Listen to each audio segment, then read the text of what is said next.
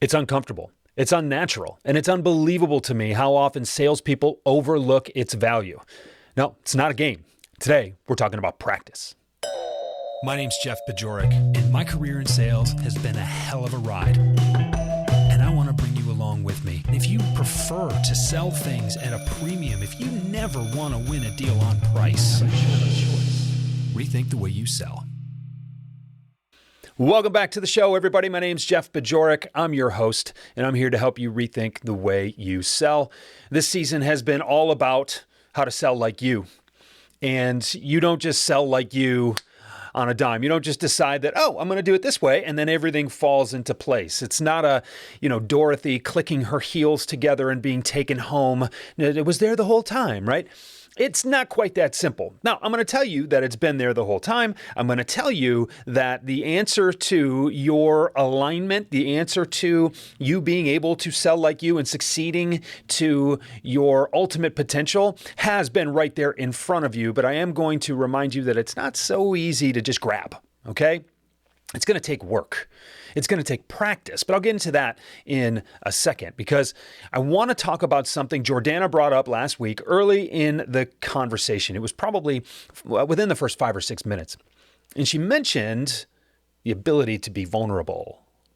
And a couple of weeks ago, after my conversation with Todd Caponi, I broke down transparency for you. And I talked about transparency and the ability to tell the truth, how liberating that is, because that's how you build trust. That's how you lay the foundation for a culture of accountability. But that culture of accountability relies on you to be vulnerable. And vulnerability is a concept that comes up more and more. People like to talk about it. It's a bit of a buzzword. And a lot of people that I've seen anyway are talking about how it's okay to admit you're not perfect. It's okay to say you've made mistakes. It's okay to say that you're human. Okay, great. Even though social media tends to portray the very best version of you because it's the authentic one that you choose to show people, and authenticity is a buzzword for another time to tackle. But vulnerability doesn't just mean admitting you're human. Vulnerability, it means for you to admit that you could be wrong, that you might try something, or in fact, you need to try something that might not work. It's not just being able to turn around behind you and say, I've made some mistakes in the past. It's, I'm willing to make mistakes in the future. Think about that. It's not just about who you have been in the past. It's about who you are willing to be. You have to be willing to make mistakes in order to understand what your best work is going to look like. And there is just too much emphasis in sales culture today around deliver the result at all costs. I don't care if it's mediocre. I just want it to be consistent and reproducible and, able to be projected and forecasted. Give me mediocre work as long as you know, or as long as I know it's coming. And this bothered me back in the day when I worked for publicly held companies. It was like, hey, what's important is the fact that we can project our earnings per share. It doesn't matter. It was almost equally penalizing to outkick your coverage from an earnings per share standpoint because, people want to know what to expect. And Todd talks about that too in terms of transparency being predictive, and people are predictive creatures and we want to know what's coming because that's safety. I get it. But are you holding yourself back because you're trying to be too safe? And Seth Godin talks about this a long time. He's been talking about this for years, that safe is the new risky. What are you here to do? Are you here to be predictably mediocre and then go home and do something else? Are you here to just sell enough to make a living so you can do some fun things and raise a family? Or are you here to be fulfilled by the work that you do? Are you here for that non-monetary reward? Are you here to shoot the moon? Are you here to get better and do your best work? Or do you just want to be And look, there's nothing wrong with being meh. In a sales career, mediocre can be a really good living. And you can compartmentalize things and leave work at work and leave home at home and, occasionally go to your workplace happy hours and make nice and be congenial. But I just don't think that the kind of people who want to do that listen to shows like this.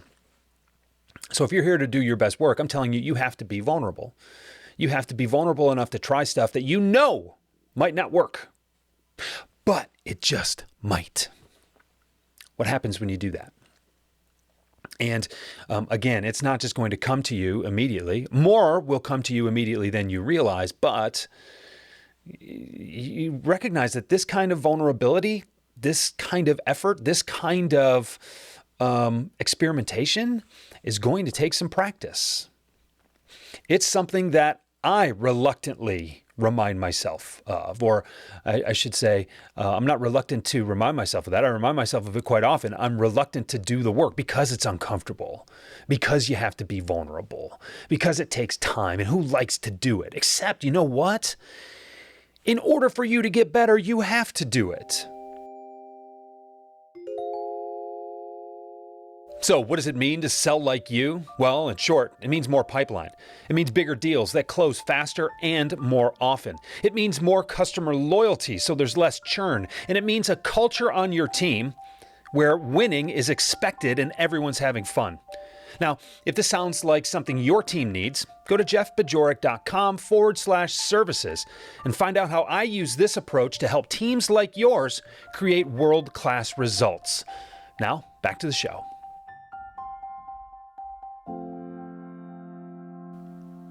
I remember a conversation I had with my first hiring manager, and I was about 6 months into my career.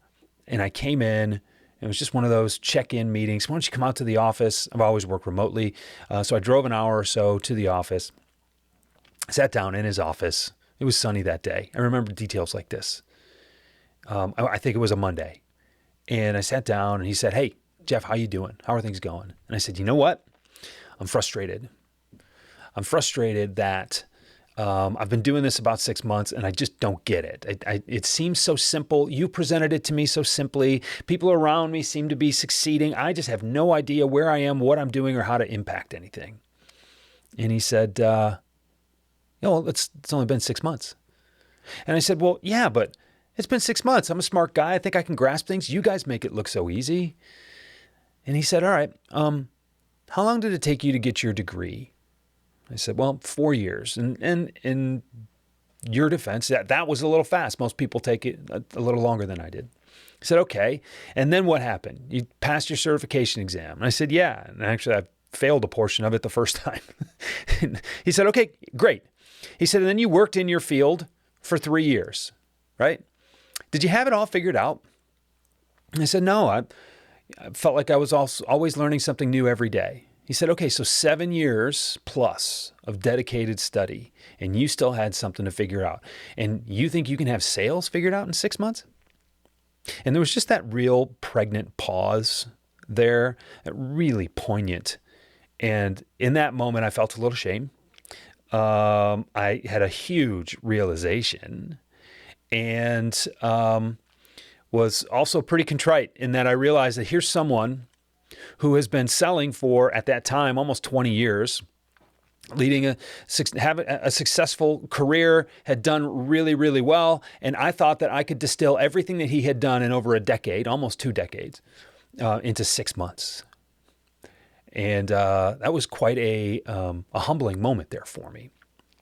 But I tell you that story because if you practice, you are not only going to speed up your path to mastery, whatever mastery looks like, but also that you're going to require that practice, whether you deliberately take extra time to practice or not. And here's what I mean. You're going to get the reps. Are you going to get them as they come to you in the field? Or do you want to accelerate your growth curve by spending dedicated time in addition to what you normally do in order to, speed up your progress? That's why role playing is so important. That's why thinking about your conversations ahead of time and rehearsing them is so important. That's why it's so valuable to write. Have you ever thought about writing your sales calls? Have you ever thought about just sitting down and laying out the bullet points, even in shorthand format? Because sometimes, if you're like me, my hand can't keep up with my brain. So sometimes my handwriting's a little messy, but sometimes those points just come out in short spurts. And those short spurts allow me to just kind of keep up a little bit. But now I can lay out the framework of a conversation. I can anticipate those objections. I can go back and rewrite my statements in a way that will eliminate or prevent some of those objections, right? But once you've been in enough sales calls to know how they go, you can accelerate your curve by just writing them down. Nothing has helped my ability as a seller more than writing in general, writing a blog, writing in a journal, whatever you want to do. Having to articulate yourself in writing, in black and white, in such a way that it is kind of bulletproof is going to go a long way to helping you articulate those ideas, even if the words in the moment are fluid. But what about having conversations with your colleagues? And practice can take on many forms. Maybe it is formal role playing. That's tough to do. And Jordana mentions that in our conversation last week. That's tough to do because you're not going to bring the same vigor to your role play as you would a real situation. Your colleague, even though they know the objections that you're likely to hear because they hear them too, they're not going to be dug in emotionally. They're going to be empathetic to your cause. They're going to want to take it easy on you because they want you to take it easy on them. It's really difficult to actually recreate that vibe. But the practice is still valuable. Another kind of practice is just sitting around brainstorming with your colleagues. Maybe it's over a cup of coffee, maybe it's over a beer or a glass of wine or whatever it is at the end of the workday in a relaxed environment where you can really just kind of daydream out loud together. This was one of the biggest benefits of spending so much time with my mentor early on and making calls face to face. We had a lot of drive time to cover. We had a lot of windshield time to share with one another where we could just throw ideas out there. We spent time on golf courses. We spent time in coffee shops. We spent time in operating room lounges because that's what I sold. But we spent that time thinking about how we could get better. So there are a lot of deliberate ways to practice, or I should say there are a lot of ways to deliberately practice. And I want to underscore the point here that you require those reps to get better. How quickly do you want to get those reps? How uncomfortable are you willing to be in order to make yourself better? How much does it mean to you to be successful? And ultimately, I'll take it back to this. How vulnerable are you willing to be in your practice? The more you practice, the better you're going to get. The more deliberate your practice, the more effective that practice is going to be. The more vulnerable you are willing to be in your practice, the more quickly you will get to the heart of the matter, especially when it comes to what's holding you back, and especially as it relates to that breakthrough that you're waiting on, that you're working for. It takes guts to practice. It takes chutzpah. Do you have it? Is it worth it to you? Does it mean anything to you? So as we come to the end of this season on Sell Like You, and I've got one more interview for you.